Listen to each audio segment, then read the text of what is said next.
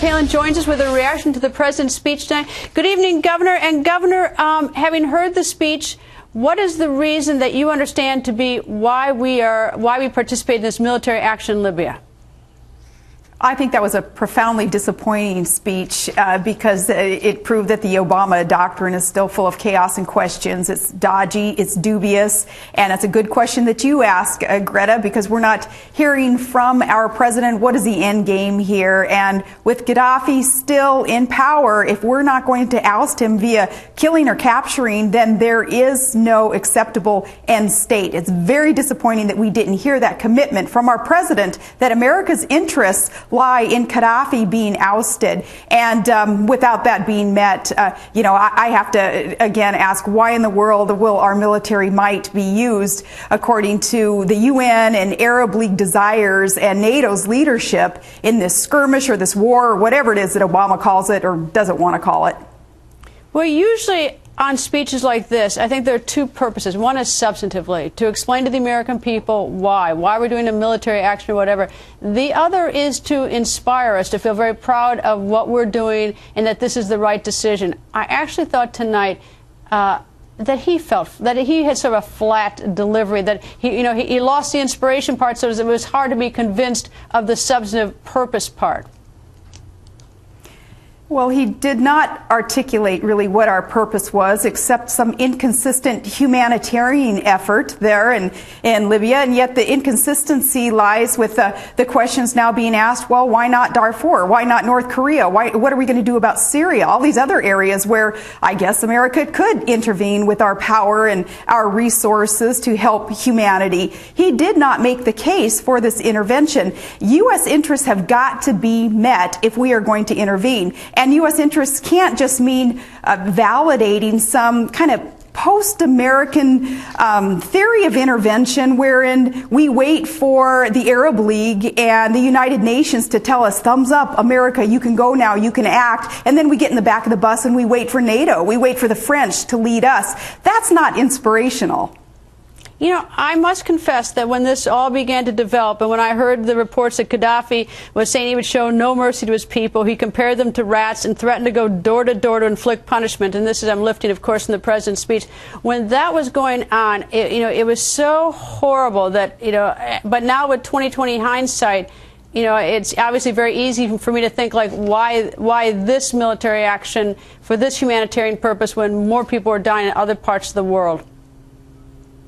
Yeah, that's a good question, and that's the $600 million a day question that is being asked now, because that's the cost incurred by Americans as we support the no-fly zone, which, of course, the no-fly zone intervention or enactment is turning into more than that. Again, disappointing speech because we didn't get the answers. We want to know what is the end game. U.S. interests are Gaddafi's got to go. Killing him or capturing, he's got to go because he's going to seek revenge on the United States of America. That will be his MO from here on out, and he will sponsor terrorism unless he's gone.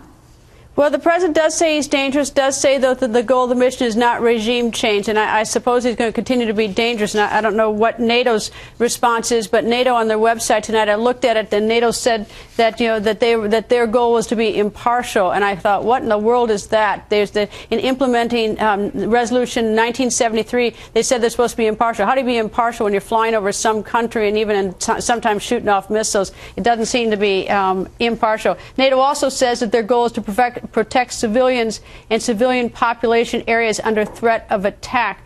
And I'm not even sure that's very well defined, but maybe you can't define better in war.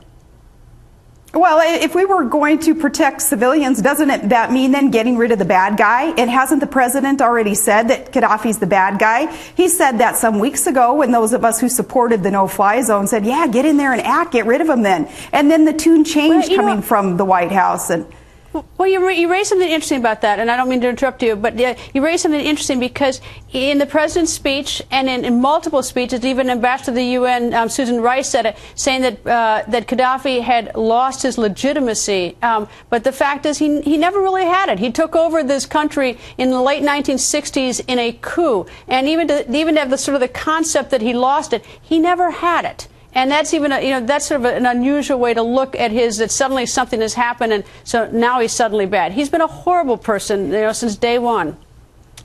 Right. In these 42 years, there has been atrocities conducted by Gaddafi. So I wonder, well, why now? Why not earlier? What's the imperative nature of this action today? Today, too, Greta, one of the president's senior national security advisors, it was reported, said, we don't make decisions on intervention based on consistency or precedent. Now, that statement coming from his advisor is amazing. It's appalling. It means that this intervention is by ad hoc policy.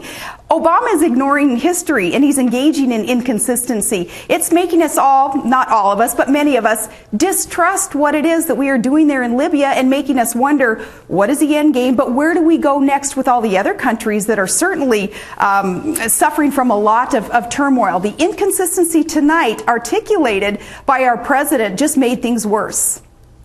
In times of war, we're supposed to drop politics, that neither side is supposed to make any decision, take any shots politically. Tonight, the Speaker of the House, Boehner, made a statement saying Americans' response to the speech, Americans still have no answer to the fundamental question, what does success in Libya look like? Now, he's a Republican, but now let me turn to what a Democrat has said tonight. And this is Democrat Senator Udall, who one of my colleagues, Trish Turner, caught up with. And he gave the speech a B+ or an A-, but then he went on to say that he has questions like, what are the details of U.S. involvement in the NATO mission? What's the plan if this comes to a stalemate? What are the ramifications of the ongoing war in Afghanistan? He complains about the cost. He said, I'm going to do everything I can to make sure this is paid out of existing funds. So there's a cost element. He also said that the U.S. needs to do a better job for planning for such things. So when you have a Democratic U.S. senator who has got so many questions after hearing the speech, you wonder just how, whether this was the right speech at the right time for this president. Yeah, and those are very legitimate questions on both sides of the aisle. And, another big question that has to be asked, Greta, is, are we at war? I haven't heard the president say that we are at war. And that's why I, too, am not knowing, do we use the term intervention? Do we use war? Do we use skirmish? What is it? What I know is that U.S. interests are not being met if Gaddafi stays in power and if we are merely taking a back seat to the Arab League, to the United Nations, to NATO leadership, while we just kind of put our finger up in the air and decide what the political winds are around the world, not necessarily knowing and believing that the U.S. interest must come first in this. In reviewing his speech, what he said tonight, and rereading it several times, there are a lot of nuances, and I thought to myself, if in times of war that you have to explain it in nuances, it really does mean that you really don't have a clear sense of why we're there, what we're doing, what our objective is when you have to sort of go, well, it's a little bit this, a little bit that. I think that's what I found disconcerting.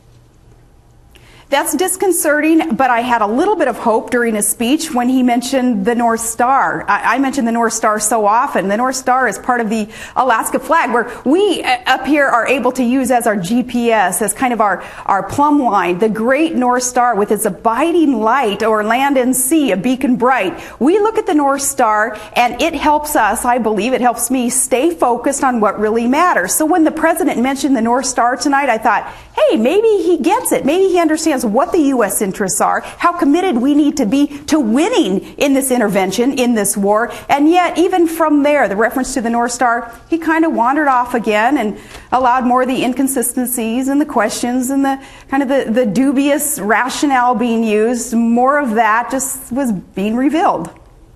Governor, thank you. Thank you so much.